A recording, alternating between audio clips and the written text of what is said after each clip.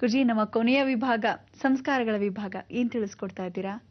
ನೋಡಿ, ಸಂಸ್ಕಾರ ವಿಭಾಗದಲ್ಲಿ ಏನು ಹೇಳ್ತೀವಿ, ಮನುಷ್ಯನಿಗೆ ತಾನು ಜಗತ್ತಲ್ಲಿ ಏನು ತಗೊಂಡ್ಬಂದಿರ್ತಾನೆ ಅದನ್ನೆಲ್ಲ ದಾನವನ್ನಾಗಿ ದಾರೆ ಎರಿಬೇಕು ಅಂತ ಹೇಳ್ತೀವಿ.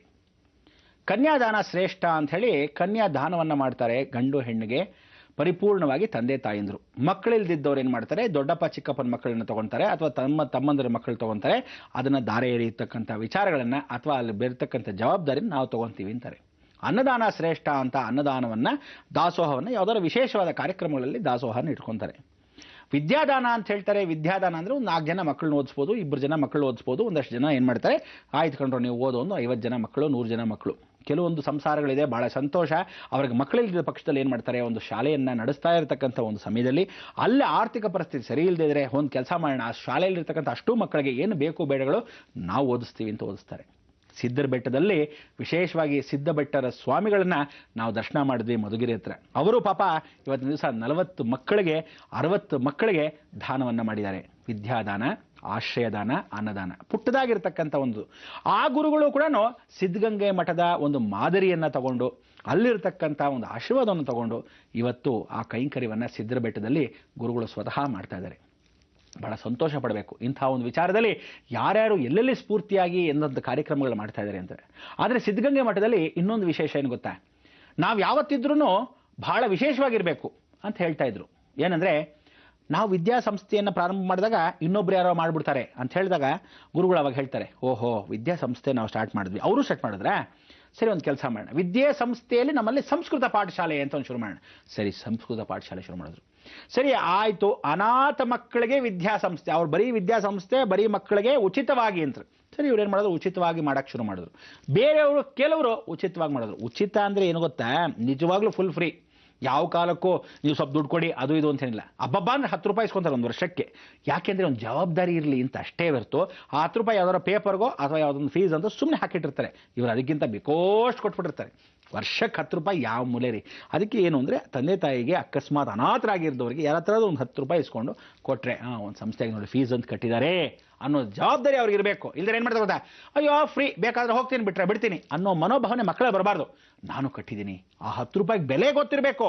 ಅದಕ್ಕೆ ಇವತ್ತು 10 ರೂಪಾಯಿ ಒಂದು ಫೀಸ್ ಕೊಟ್ಟು ಉಚಿತ ಅಂತ, ಪೂರ್ತಿ ಉಚಿತ. ಏನು ಗೊತ್ತಾ, ನೀವು ಇಳ್ಕೊಳ್ಳೋದು ಉಚಿತ, ಊಟದ ವ್ಯವಸ್ಥೆ ಉಚಿತ, ಆಶ್ರಯ ಉಚಿತ, ಇದೆಲ್ಲರ ಜೊತೆಗೆ ಬೇರೆ ಒಂದು ಸ್ವಲ್ಪ ಕಾಂಪಿಟೇಷನ್ ಬಂದರು ಒಂದಷ್ಟು ಜನ.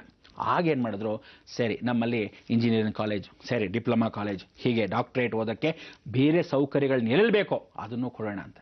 ಇಷ್ಟೆಲ್ಲರ ಜೊತೆಗೆ ಏನು ಮಾಡಿದ್ರು ಗೊತ್ತಾ, ಎಲ್ಲೆಲ್ಲಿ ಅನಾಥ ಮಕ್ಕಳಿದ್ರು ಅವ್ರಿಗೆಲ್ಲರಿಗೂ ಅನಾಥ ಮಕ್ಕಳಿಗೆ ಕರ್ನಾಟಕ ಅಂದರೆ ಉತ್ತರ ಕರ್ನಾಟಕದ ಭಾಗದ ಪ್ರಾಂತಶಃ ಅಷ್ಟು ಅನಾಥ ಮಕ್ಕಳಲ್ಲಿ ಯಾರ್ಯಾರು ತಂದೆ ತಾಯಿಂದ ಇಲ್ಲದೆ ಇದ್ದವರು, ಚಿಕ್ಕಪ್ಪ ದೊಡ್ಡಪ್ಪ ಅಂದ್ರೆ ಒಂದೊಂದು ಚಿಕ್ಕ ಮಕ್ಕಳಿರ್ತಾರೆ. ನಮ್ಮ ಅಣ್ಣ ಹೋಗ್ಬಿಟ್ಟ, ಏನು ಮಾಡೋದು ಈ ಮಗುನ, ಸರಿ ಸಿದ್ಧಗಂಗೆ ಮಠಕ್ಕೆ ಸೇರಿಸ್ಬಿಡ.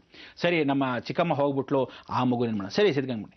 ಎಷ್ಟು ಜನ ಅಂದರೆ ಒಬ್ಬರು ನೋಡ್ಕೋಬೋದ್ರಿ. ಇಡೀ ಜೀವನ ಜಗತ್ತಲ್ಲಿ ಅಷ್ಟು ಜನ ಅನಾಥ ಮಕ್ಕಳನ್ನ ನೋಡ್ಕೋಬೇಕು ಅಂದರೆ ಸುಮ್ಮನೆನಾ? ಇವತ್ತು ಸಿದ್ಧಗಂಗೆ ಮಠದಲ್ಲಿ ನೀವು ನಂಬ್ತಿರೋ ಬಿಡ್ತಿರೋ 9700 ಜನ ಮಕ್ಕಳಲ್ಲಿ 30 ಜನ ಅಂದರೆ ಏನೋ 3000 ಜನಕ್ಕೆ 30 ಜನ ಬರೀ ಅದಕ್ಕೋಸ್ಕರ ಇಟ್ಟಿರೋ ಅಧ್ಯಾಪಕರು ಇಟ್ಟಿದ್ದಾರೆ. ಆ 30 ಜನ ಅಧ್ಯಾಪಕರು ಅದ್ರ ಬಗ್ಗೆನೇ ನೋಡ್ಕೊಳ್ಳೋಕ್ಕೆ 3000 ಜನ ಅನಾಥ ಮಕ್ಕಳು. ಇವತ್ತು ಅನಾಥ ಮಕ್ಕಳಿಗೆ ಅಷ್ಟು ಜನಕ್ಕೆ ಅದರಲ್ಲಿ 2000 ಜನಕ್ಕೆ ಕನಿಷ್ಠ ಪಕ್ಷ 1500ರಿಂದ ಒಂದೊಂದು ಸೆಗ್ಮೆಂಟ್ ಅಂತ ಇಟ್ಕೊಳ್ಳೋಣ, ಅಥವಾ ಒಂದೊಂದು ಪ್ರಾಂತಶಃ ಒಂದೊಂದು ವರ್ಷದ ವಿಶೇಷ ಅಂತ ಇಟ್ಕೊಳ್ಳೋಣ. ಆ ವರ್ಷಗಳಲ್ಲಿ 1500 ಇರ್ತಾರೆ ಅಥವಾ 2000 ಇರ್ತಾರೆ. ಏನದು ಅಂದ್ಕೊಂಡ್ರೆ, ಮುಸಲ್ಮಾನರು ವೇದಗಳನ್ನು ಓದೋಕ್ಕೆ ಇವತ್ತಿನ ದಿವಸ ವಿದ್ಯಾಸಂಸ್ಥೆಯಲ್ಲಿ ಓದ್ತಾ ಇರೋ ಸಿದ್ಧಗಂಗೆ ಮಠದಲ್ಲಿ ಎಷ್ಟು ಜನ ಮುಸಲ್ಮಾನರು ಅಂದರೆ 1500 ಜನದಿಂದ 2000 ಜನವರೆಗೂ ಮುಸಲ್ಮಾನರೇ ಆ 9000 ಜನದಲ್ಲಿ ವಿದ್ಯೆ ಸಂಸ್ಥೆಯಲ್ಲಿ ಓದ್ತಾ ಇದ್ದಾರೆ. ಅಂದರೆ ಇವತ್ತಿಗೂ ದುಬೈ, ಅರೇಬ್ ಕಂಟ್ರೀಸು ಅಥವಾ ಬೇರೆ ಬೇರೆ ಉನ್ನತ ಪದವಿಯಲ್ಲಿ ಇರತಕ್ಕಂಥ ಎಷ್ಟೋ ಜನ ಇವತ್ತು ಯಶೋ ಕೀರ್ತಿಯಲ್ಲಿ ಮೆರಿತಾ ಇರತಕ್ಕಂಥ ಎಷ್ಟೋ ಜನ ಇವತ್ತು ಇಲ್ಲಿ ಬಾಂಧವ್ಯ ಇದೆ. ಅದಕ್ಕೆ ಹಿಂದೂ ಮುಸ್ಲಿಂ ಬಾಂಧವ್ಯ ಕೂಡ ಈ ಒಂದು ಮಠದಲ್ಲಿದೆ. ಅದಕ್ಕೆ ವಿದ್ಯೆಗೆ ಜಾತಿ ಮತ ಭೇದವಿಲ್ಲದೆ ಇವತ್ತಿಗೂ ಯಾವ ಜಾತಿನೂ ನೋಡದೆ ಎಲ್ಲರೂ ಒಂದೇ, ಮಕ್ಕಳಲ್ಲಿ ಯಾವತ್ತೂ ಅಂಥ ಒಂದು ಜಾತಿ ಮತನ ತುಂಬಾರ್ದು ಅನ್ನೋದು ಬಸವಣ್ಣ ಅವರ ಕೀರ್ತನೆ. ಆ ಬಸವಣ್ಣ ಅವರು ಏನು ಹೇಳಿದ್ರು ಇವತ್ತು ಅದೇ ವಚನಗಳ ಮುಖಾಂತರವಾಗಿ ಸಿದ್ಧಗಂಗೆ ಸ್ವಾಮಿಗಳು, ಶಿವಕುಮಾರ ಸ್ವಾಮಿಗಳು ಇಷ್ಟು ವಿಚಾರ ಹೇಳಿದ್ದಾರೆ.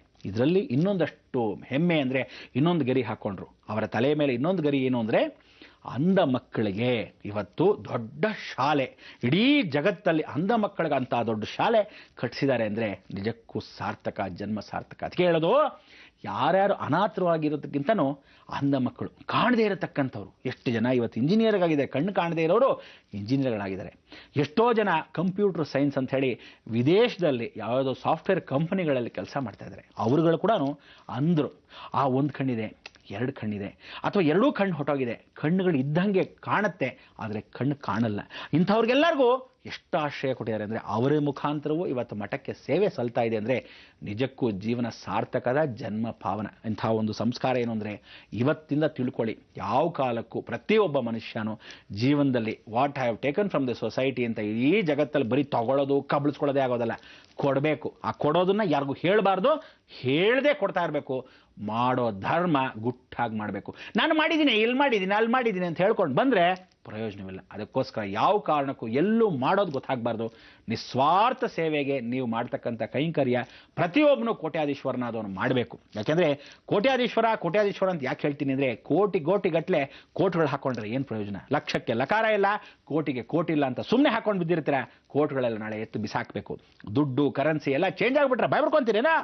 ಏನು ಮಾಡೋಕ್ಕಾಗಲ್ಲ. ಸತ್ತ ಮೇಲೆ ಏನೂ ಹೊತ್ಕೊಂಡು ಹೋಗಲ್ಲ. ಹೇಳಿದ್ದೀನಿ ಕೇಳಿ, ನಿಮ್ಮ ದೇಹ ನೀವು ಹೊತ್ಕೊಂಡು ಹೋಗಲ್ಲ.